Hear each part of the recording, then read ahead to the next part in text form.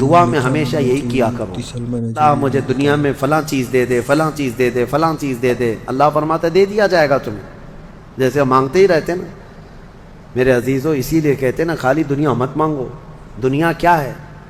یہ سب مانگنا کہ میرا بزنس، میری تجارت، میری جائیداد، میری پراپرٹی، میری زمین، میرا فلاں یہ بڑھتا جائے بڑھتا جائے، یہ دنیا ہی تو مانگ رہے ہو آپ۔ اور اللہ فرماتا ہے جس نے ہم سے آخرت مانگی ہم اس کو دنیا بھی دیں گے اور آخرت بھی دیں گے۔ اسی لیے دوسرے پارے میں اللہ نے فرمایا فَمِنْهُمْ مَنْ يَقُولُ رَبَّنَا آتِنَا فِي الدُّنْيَا وَمَا لَهُ فِي الْآخِرَةِ مِنْ خَلَاقٍ، جنہوں نے یہ کہا نا ربنا آتنا فی الدنیا، اے ہمارے رب دنیا میں ہمیں کچھ دے دے، اللہ فرماتا ہے دے دیا جائے گا۔ وما لہ فی الآخرۃ من نصیب، اور آخرت میں ان کا کوئی حصہ نہیں ہوگا۔ من خلاق، آخرت میں کوئی ان کا حصہ نہیں ہوگا۔ ومنہم من یقول ربنا آتنا فی الدنیا حسنہ وفی الآخرۃ حسنہ وقنا عذاب النار اولئک لہم نصیب مما کسبوا، اللہ فرماتا ہے اور جنہوں نے کہا اے ہمارے رب ہمیں دنیا میں بھی اچھائیاں دے دے اور آخرت میں بھی اچھائیاں دے دے، رب فرماتا ہے، اور جنہوں نے یہ کہا اے اللہ ہم کو عذاب دوزخ سے بچا لے، رب فرماتا ہے یہ وہی لوگ ہیں جنہوں نے حقیقت میں حصہ حاصل کر لیا، آخرت بھی مانگ لیا، دنیا بھی مانگ لیا۔ دعا میں ہمیشہ یہی کیا کرو کہ اللہ ہماری آخرت اچھی کر۔ یہاں مانگ کر کے کتنا لے لو گے؟ کتنا لے لو گے؟ کتنے دن تک؟ چلو آج آپ نے صحت مانگی، اے اللہ مجھے صحت عطا کر، طبیعت اچھی رکھ، اچھی بات ہے، لیکن کتنے دن تک رہو گے؟ 80 سال، 100 سال؟ 80 سال کے بعد جب بال سفید ہونے لگیں گے تب پھر تم یہ مانگو گے کہ اللہ پھر میرے بال کالے کر دے؟ پیٹھ جھکنے لگے گی تب یہ کہو گے کہ اللہ میری کمر سیدھی کر دے؟ دانت جھڑنے لگ جائیں گے کہو گے پھر اے اللہ میرے دانت صحیح کر دے؟ نظام ہے کائنات کا، صحت کو جانا ہے تو جو جانے والی چیز ہے اس کو ہی ہم مانگ رہے ہیں، جو ہم سے رخصت ہونے والی چیز ہے وہی ہم مانگ رہے ہیں۔ اولاد مانگ رہے ہو یہ بھی چھوٹنے والی چیز ہے، یہ ہم سے چھوٹنے والی چیز، ہر وہ چیز مانگتے ہیں ہم یہاں پر جو ہم سے رخصت ہونے والی ہے، اور جو ہمیشہ رہنے والی ہے وہ جنت ہے، اس کا سوال کیوں نہیں کرتے؟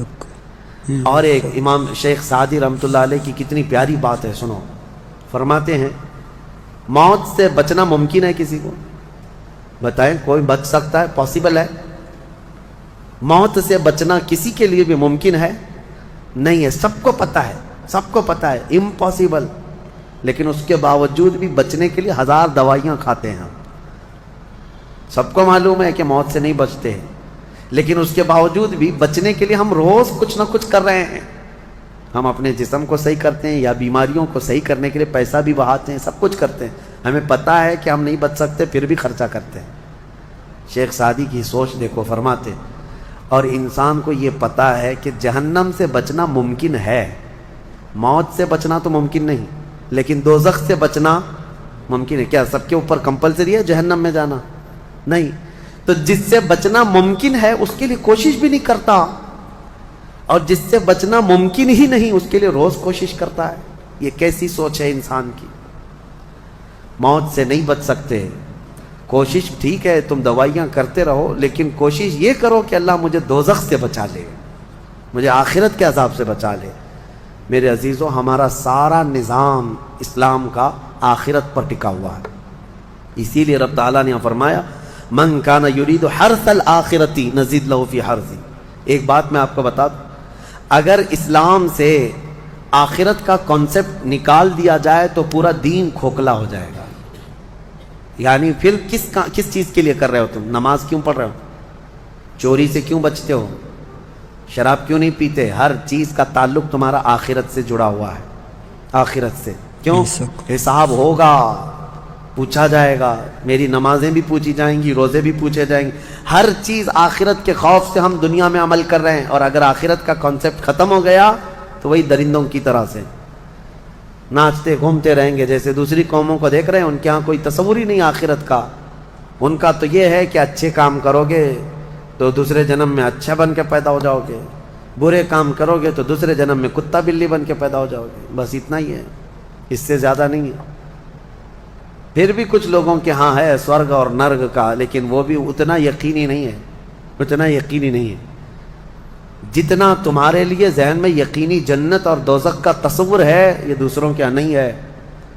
اسی لیے میرے عزیزو آخرت کے تصور کو اتنا مضبوط بٹھاؤ، اتنا مضبوط بٹھاؤ۔ مجھے ایک بات یاد آتی ہے کہ ہمارے ایک بزرگ تھے، میرے بڑے دادا، اللہ ان کی تربت پر رحم فرمائے، پورے علاقے میں لوگ اس بات کے شاہد ہیں، جب بھی کوئی کچھ غلط کام کرتا یا چھوٹی بہت بھی چیز ہلکی نظر آتی ان کو، تو ڈانٹنے کے لیے سب سے پہلا جو جملہ وہ کہتے تھے وہ یہی کہتے تھے، کیا تجھے آخرت کا خوف نہیں ہے؟ آخرت سے نہیں ڈرتا؟ یہ ایک جملہ اکثر ہر کام پر، نماز کے سلسلے میں ہو یا کسی کو کہیں پر گپے لگاتے بیٹھے ہوئے دیکھتے تو یہ کہتے آخرت کا ڈر نہیں ہے۔ یہ ان بزرگوں کا شیوا رہا ہے، اولیاء اکرام کا ترہ امتیاز رہا ہے کہ وہ اپنے سارے اعمال آخرت کے خوف پر رکھے ہوئے ہیں۔ حضرت حاتم اعصم رضی اللہ تعالیٰ عنہ بڑے پائے کے بزرگ ہیں، فرماتے ہیں نماز جب پڑھتے تھے تو کہتے میرا تصور یہی ہوتا ہے، میرا تصور یہی ہوتا ہے کہ موت میرے گردن کے پیچھے، ملک الموت یہی ہے، یہ سوچتا ہوں کہ اب آخری نماز ہے، میری آخری نماز ہے، اور دونوں طرف میرے جہنم کے گڑھے ہیں، ادھر بھی ادھر بھی، میں اگر تھوڑا سا بھی ہل جاؤں تو ہو سکتا ہے ادھر کے گڑھے میں یا ادھر کے گڑھے میں، اور پیچھے ملک الموت ہے اور سامنے رضائے الہی ہے اور جنت ہے، میں بڑھنے کی کوشش کر رہا ہوں۔ اس تصور کے ساتھ وہ نماز پڑھتے تھے، اس تصور کے ساتھ، اور سجدے میں جاتے تو یہ کہتے کہ میرا آخری سجدہ ہوگا، ملک الموت پیچھے ہی کھڑا ہے میری گردن کے پاس، اور اگر میں تھوڑا بہت ہل گیا تو ادھر بھی دوزخ ہے، ادھر بھی دوزخ ہے، سامنے کی طرف مجھے پورا تصور جمانا ہے، رضائے الہی ہے اور جنت میری یہاں ہے۔ تو ان کے سارے تصورات ہر کام میں آخرت پر ڈیپینڈ تھے۔ میرے عزیزو، آج لوگوں میں جو بد عملی آئی ہے اس کی ایک بڑی وجہ یہی ہے، ہمارے بچوں میں اور نوجوانوں میں آخرت کا ڈر کم ہو گیا، ڈر کم ہو گیا۔ یہ جتنے بھیانک گناہوں میں آج ملوث ہیں، ان کو ڈر نہیں ہے، ان کو خوف نہیں ہے۔ میں ایک بات بتاتا ہوں، پچھلے زمانے کی ایک بات ہے کہ ایک پرہیزگار شخص تھے، متقی تھے بنی اسرائیل میں، ایک خاتون جو فحش کاموں میں ملوث رہتی تھی، طوائف تھی یا جیسی بھی، وہ آئی اس عابد کے پاس، یہ پرہیزگار شخص تھا۔ یہ جب آئی تو کہا کہ رات گزارنے کے لیے میرے پاس کوئی ٹھکانہ نہیں ہے، باہر ٹھنڈی اور بارش ہے، مجھے تھوڑی سی جگہ دے دو۔ اس عابد نے رحم کھا کر اپنے گھر میں، عورتوں کے رونے پر کبھی شیطان داخل ہو جاتا ہے، مدد کے لیے عورت رونا دھونا جب کرتی ہے تو اچھوں کا ایمان ختم ہو جاتا ہے۔ وہ عورت رونے لگی کہ میرا کچھ کوئی سہارا نہیں، بارش میں بھیگ جاؤں گی، میں تڑپ تڑپ کے ختم ہو جاؤں گا۔ اس عابد شب زندہ دار اس نے اپنے خانقاہ میں جگہ دی تھی۔ جب رات ہو گئی تو وہ عورت آئی اس کے سامنے آئی اور عریانیت کے ساتھ عجیب و غریب حرکتیں کر کے اس کو گناہ پر ابھارنے لگی۔ وہ عابد تنہا تھا، وہ قریب آیا، اس کے بعد پوچھا کیا چاہتی ہے؟ کہا چل کوئی نہیں ہے رات میں، کوئی نہیں ہے، ہم لوگ اپنے جسموں کی سکون حاصل کر لیں۔ اس عابد نے کہا کہ ٹھیک ہے، میں اس سے پہلے تھوڑی دیر میں بھی آتا ہوں، خواہش ہے تیرے ساتھ آ جاتا ہوں، سوتا ہوں، لیکن اس سے پہلے میں دیکھتا ہوں۔ اس نے کیا کیا، گھر میں جو چراغ جل رہا تھا، بہت اس وقت مشعل جلائے جاتے تھے، کرنٹ تو نہیں، لائٹ نہیں، مشعل جو جلائے جاتے تھے، اس نے وہ مشعل کو قریب کیا، پہلے اس میں اپنی انگلی لگایا تو چمڑی جل گئی، ہاتھ جھٹکنے لگا۔ وہ خاتون تیار کھڑی تھی، پوچھنے لگی کہ کیا کر رہا ہے؟ کہا رک جا، دیکھ رہا ہوں۔ تھوڑی دیر کے بعد دوسری انگلی آگ میں لگایا، چمڑی جل گئی۔ پھر اس کے بعد وہ اسی طرح جلاتا رہا انگلی کو۔ اس خاتون نے پوچھا کہ کیا کر رہے ہو تم؟ اس عابد نے کہا میں دیکھ رہا ہوں، اس آگ کو میں برداشت کر سکتا ہوں تو پھر ٹھیک ہے، میں یہاں مزے بھی کر لوں گا، اس لیے کہ جہنم کی آگ اس سے 70 گنا زیادہ تیز ہے، میں نے سنا ہے، دیکھ رہا ہوں کہ یہاں کی آگ میں برداشت کر پاتا ہوں۔ 2 انگلیاں سامنے کیا، 3 انگلیاں کیا، 4 انگلیاں جب مشعل میں لگایا تو پورا چمڑا جل کر کے صرف انگلیوں کی ہڈیاں کالی ہو کر رہ گئیں، ہاتھ پورا چمڑا لٹک گیا، پورا ختم ہو گیا، ہاتھ پورا جلا رہ گیا۔ وہ عورت چیخ مارنے لگ گئی کہ کیا کر رہا ہے، چمڑے کے جلنے کی بو آنے لگ گئی۔ اسی اثنا میں وہ عورت چیخ مار کر کے باہر نکلتی ہے کہ بچاؤ مجھے، بچاؤ، یہ پاگل ہو گیا، پاگل ہو گیا۔ بادشاہ کی پولیس وہاں سے گزر رہی تھی، آئی اور اس نے پوچھا کہ کیا ہوا ہے؟